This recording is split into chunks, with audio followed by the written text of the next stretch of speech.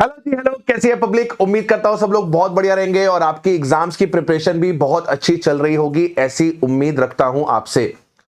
Sir, exams मई 2026 के बहुत नजदीक आ गए। लास्ट के कुछ 15 दिन हमारे पास बचे हैं। इस वक्त बच्चा ये चीज जानना चाहता है कि सर, टेक्स्ट जैसा जो भारी भरकम सब्जेक्ट है, इसको अब लास्ट के 15 डेज में कैसे समेटे सर? सर, हमने आपके वन शॉट्स भी देख लिए, हमने प्रैक्टिस सेशंस भी देख लिए, सेल्फ रिविजन्स भी कर लिए, लेकिन ये लास्ट 15 डेज में हमें क्या करना चाहिए कि हम इफेक्टिवली टेक्स्ट को बढ़िया तरीके से अपने पास रिवाइज कर लें। तो राजा बेटा, उसी का समाधान मैं आपके पास इस वीडियो में लेकर आया हूं। ये मेरे पास सजेशंस है आपके लिए, जो आप अगर इनकॉर्पोरेट करते हैं तो लास्ट के 15 डेज में आप बढ़िया तरीके से अपने पास इसको हैंडल कर पाएंगे सब्जेक्ट को। तो सबसे पहले अगर मैं अपने पास बात करूं, अपने पास इनकम टैक्स की, तो इसकी अप्रोच हमारे पास अलग है और जीएसटी को लेके हमारे पास अप्रोच अलग है। सर, राइट नाउ जब आप रिवीजन करेंगे इनकम टैक्स का, तो इट इज नॉट पॉसिबल कि आप अपने पास एक एक प्रोविजंस को लाइन बाय लाइन रीड करें। तो sir, do not read each and every provisions. ये प्रोविजंस को पढ़ने का समय नहीं है इनकम टैक्स। सर, आपको क्या करना चाहिए? सर, आपको अपना जो फोकस है वो क्वेश्चंस पे रखना चाहिए। तो इस वक्त क्या करो, सैलरी उठाओ, सैलरी के क्वेश्चंस करो, एचपी उठाओ, एचपी के क्वेश्चंस करो, सेट ऑफ उठाओ, सेट ऑफ के क्वेश्चंस करो। तो right now your focus should be questions. अब क्वेश्चंस का भी कंपाइलेशन मैंने आपको दिया है, past exam question, RTP, MTPs. तो आपको मेनली वहीं पर अपना फोकस करना है लास्ट के 15 डेज में। अब आपको क्या करना है सर, 2 से 3 क्वेश्चन आपको प्रॉपर तरीके से लिख के देखने हैं and rest of the questions का आप क्या करोगे, ऑडिट करोगे। आप एडजस्टमेंट रीड करोगे, दिमाग में चक्री घुमाओगे कि बाबू ये मुझे आता है कि नहीं आता। आंसर में चेक करोगे कि जो दिमाग में चल रहा था वही यहां पे हो रहा है कि नहीं। कुछ कुछ जगहों पर आपको जहां पर कैलकुलेशन करनी होती है, जैसे आप रेंट फ्री एकोमोडेशन की बात करोगे, आप ग्रेचुटी की बात करोगे, तो रफ में आप फटाफट से उसका सॉल्यूशन कर सकते हो, वो हाथ से कर सकते हो। रेस्ट जहां पर फिगर उठाकर लिखनी है, मल्टीप्लिकेशन है, बेसिक बेसिक सा, तो उसका आप क्या करो, यहां पे ऑडिट कर लो। मतलब कम समय में ज्यादा क्वेश्चंस देखो। पीटी के अंदर आप जितने ज्यादा क्वेश्चंस देखोगे, आपका प्रोविजन ऑटोमेटिकली रिवाइज हो जाएगा। बट प्रोविजन रिवाइज करने से क्वेश्चंस नहीं होंगे, और एग्जाम में तो क्वेश्चंस आने हैं। तो इस वक्त ज्यादा से ज्यादा आपको क्वेश्चंस देखने हैं।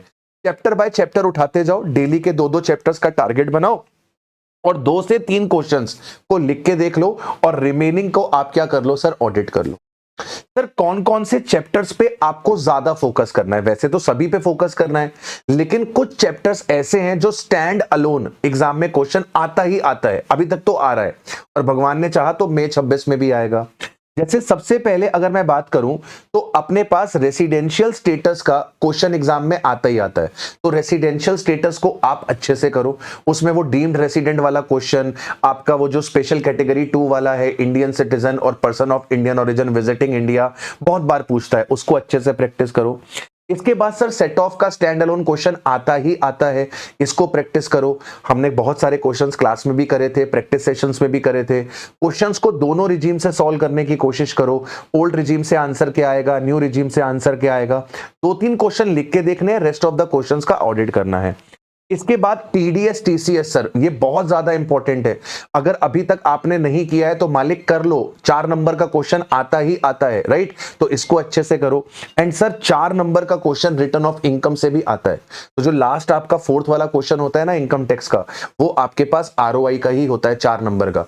तो इसको भी आप ढंग से कर लो, ये आपके लिए एक सेफ्टी मेजर, एक सेफ्टी नेट का काम करेगा, राइट? इन चैप्टर्स को तो अच्छे से करना ही करना है, बाकी भी तो करने हैं, मैं ये नहीं कह रहा, लेकिन यहां से स्टैंड अलोन क्वेश्चन मिलता है, तो स्टैंड अलोन क्वेश्चन के लिए आपको यहां पे करना पड़ेगा। और आपको एक काम करना पड़ेगा sir, you have to solve daily 1 total income का क्वेश्चन।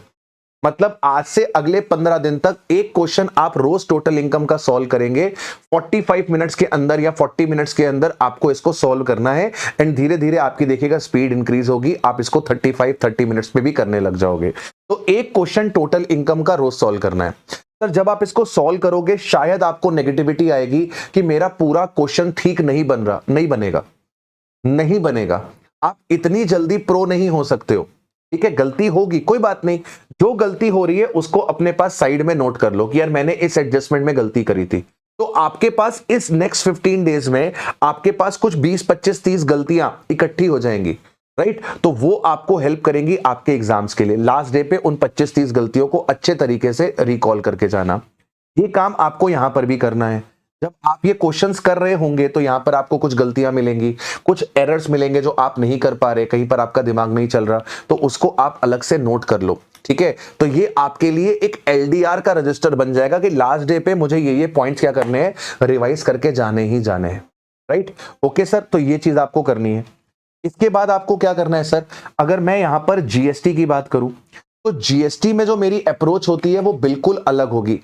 सर इनकम टैक्स में मैं बोल रहा हूं कि आपको एक भी प्रोविजन रीड करने की जरूरत नहीं है, डायरेक्टली आप क्वेश्चंस करो। लेकिन जीएसटी में मैं आपसे कहूंगा कि आपको ईच एंड एवरी प्रोविजंस को रीड करना है। तो इसके लिए आप हमारे जो समरी नोट्स हैं आप उसका यूज करिए, या आपके जो क्लास नोट्स हैं आप उसका यूज करिए। लेकिन आप हर एक टॉपिक को यहाँ पे रीड करेंगे, क्योंकि जीएसटी में जो क्वेश्चन आते हैं वो लॉ बेस्ड आते हैं, जिसमें प्रोविजन, फैक्ट, कंक्लूजन लिखना होता है। वो आप तभी कर पाओगे जब आप अपने पास इनको अच्छे तरीके से पढ़ोगे, राइट। तो यहां पर आपको प्रोविजंस पढ़ने हैं, राइट। इसके बाद जीएसटी में अगर मैं फोकस एरिया की बात करूं तो जीएसटी में मेनली जो आपका फोकस एरिया है वो है एग्जेम्पशन, आईटीसी और आरसीएम। आपने देखा है कि सर पेमेंट ऑफ टैक्स का भी जो क्वेश्चन बनता है उसमें मेन रोल जो होता है वो इन 3 चैप्टर का ही होता है। ये 3 चैप्टर आपको आते हैं तो आप पेमेंट ऑफ टैक्स वाला क्वेश्चन जो है वो आराम से हैंडल कर लोगे। और एग्जेम्पशन का स्टैंड अलोन क्वेश्चन भी आ जाता है, एग्जेम्पशन का स्टैंड अलोन क्वेश्चन भी आता है। और आपके पास तो जो पेमेंट ऑफ टैक्स का क्वेश्चन है वो तो आता ही है, तो इसकी अच्छी खासी वेटेज है। तो यहां पर अब आप क्या करेंगे सर, यहां पर भी 2-3 क्वेश्चंस आप लिखेंगे and rest of the questions का आप क्या करेंगे, ऑडिट करेंगे। वहीं पर आपको गलतियां मिलेंगी, उन गलतियों को अपने एलडीआर रजिस्टर पे क्या करेंगे, आप नोट।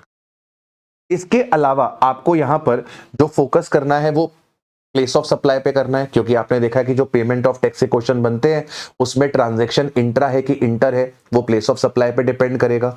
और क्वेश्चन आपको प्लेस ऑफ सप्लाई नहीं देता है, मतलब आईसीआई आपको कैसे चेक कर रहा है, वो जो पेमेंट ऑफ टैक्स का क्वेश्चन देता है उसमें जो ट्रांजैक्शन देता है, ट्रांजैक्शन में प्लेस ऑफ सप्लाई आपसे पूछता है। जब तक आप प्लेस ऑफ सप्लाई आइडेंटिफाई नहीं करोगे तब तक आपको पता ही नहीं चलेगा कि इसमें सीजीएसटी, एसजीएसटी चार्ज करना है कि आईजीएसटी चार्ज करना है।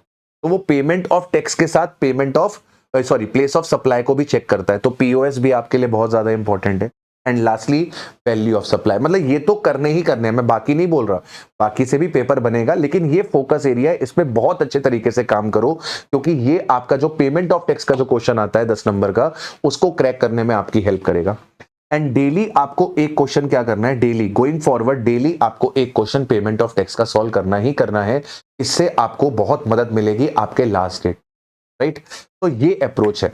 और मैं आपको एक चीज बताऊं, मत सी चीज, आपको क्या करना है सर, ये जो अपना जीएसटी और इनकम टैक्स की अमेंडमेंट्स है, ये अमेंडमेंट्स आपको अच्छे से देख के जानी है।